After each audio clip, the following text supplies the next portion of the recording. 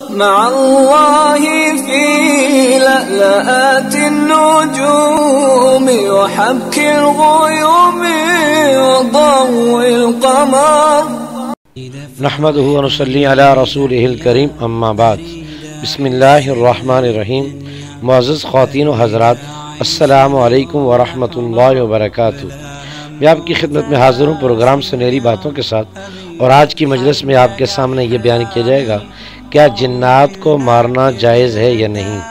تو اس حوالے سے اگر آپ یہ ہمارا پورا پروگرام سنیں گے تو اس کے بعد آپ کو یہ مسئلہ معلوم ہو جائے گا کہ جنات کا مارنا شرعاً کیسا ہے۔ ابن ابی ملیکہ سے مروی ہے، ایک جن حضرت عائشہ رضی اللہ تعالی عنہ کے اجرے میں دکھائی دیا کرتا تھا۔ حضرت عائشہ رضی اللہ تعالی عنہ نے اس کو مروا دیا۔ پس خواب میں کسی نے کہا، اے عائشہ رضی اللہ تعالی عنہ، تو نے ایک مومن بندے کو مار دیا۔ حضرت عائشہ رضی اللہ تعالی عنہ نے فرمایا، اگر مومن ہوتا تو ازواج مطہرات کے سامنے نہ آتا۔ اس نے کہا کہ وہ تو اس وقت آتا تھا جب آپ لباس میں ہوتی تھی، اور وہ صرف قرآن سننے کی غرض سے آیا کرتا تھا۔ جب صبح ہوئی تو حضرت عائشہ رضی اللہ تعالی عنہ نے 12,000 درہم مساکین کو تقسیم کیے۔ یہ واقعہ ابن ابی شیبہ نے بیان کیا ہے۔ ایک روایت میں ہے کہ حضرت عائشہ رضی اللہ تعالی عنہ کے حجرے میں ایک سانپ نکلا، آپ نے اس کو مار دیا۔ پس خواب میں وہ جن آیا اور اس نے کہا کہ میں نے حضور صلی اللہ علیہ وسلم سے قرآن سنا تھا۔ صبح کو حضرت عائشہ رضی اللہ تعالی عنہ نے یمن سے 40 غلام منگوائے اور ان سب کو آزاد کر دیا۔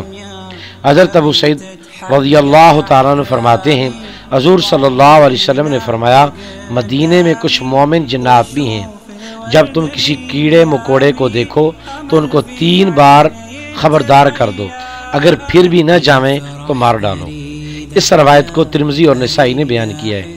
صحیح مسلم میں ایک نوجوان کا واقعہ ہے، اس کی نئی شادی ہوئی تھی۔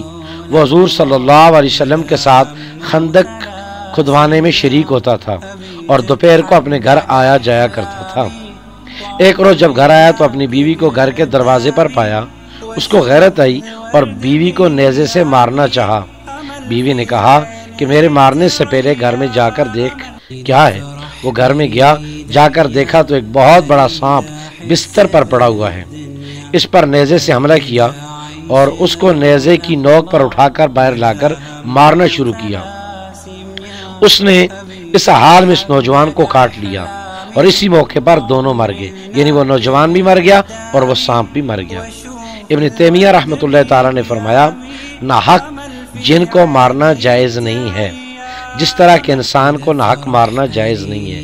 ظلم ہر حال میں حرام ہے، کسی کو کسی پر ظلم کرنے کا حق نہیں ہے، اگرچہ مظلوم کافر ہی کیوں نہ ہو۔ قرآن مجید کا ارشاد ہے، کسی قوم کی دشمنی تم کو ناانصافی پر آمادہ نہ کر دے، انصاف کرو، یہ تقوی کے زیادہ قریب ہے۔ جنات مختلف صورتوں میں آتے ہیں۔ گھروں میں نکلنے والے سانپ بھی بعض مرتبہ جنات میں سے ہوتے ہیں۔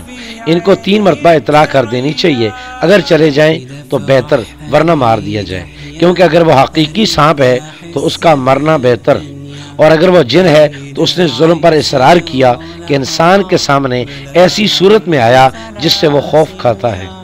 ظالم کے ظلم کو اس طرح پر ختم کیا جائے کہ آئندہ اس کو ظلم کا موقع نہ ملے، اگرچہ وہ اس کے قتل کی صورت میں ہو۔ ہاں البتہ بلا وجہ ان کو قتل کرنا ہرگز جائز نہیں ہے۔ تو لہٰذا ہمیں اس ویڈیو سے یہ بات معلوم ہو گئی ہے، اگر ہمیں کہیں سانپ نظر آئے تو ہم، یا بچھو نظر آئے یا کوئی بھی موذی چیز نظر آئے تو فوراً مارنے سے پہلے ہمیں 3 مرتبہ اس کو تنبیہ کرنی چاہیے کہ میرا راستہ چھوڑ دیا جائے، یہاں سے چلا جا۔ اگر وہ چلا جائے تو ٹھیک ہے، نہ جائے تو پھر اس کو قتل کرنے کی اجازت ہے۔ السلام علیکم ورحمۃ اللہ وبرکاتہ۔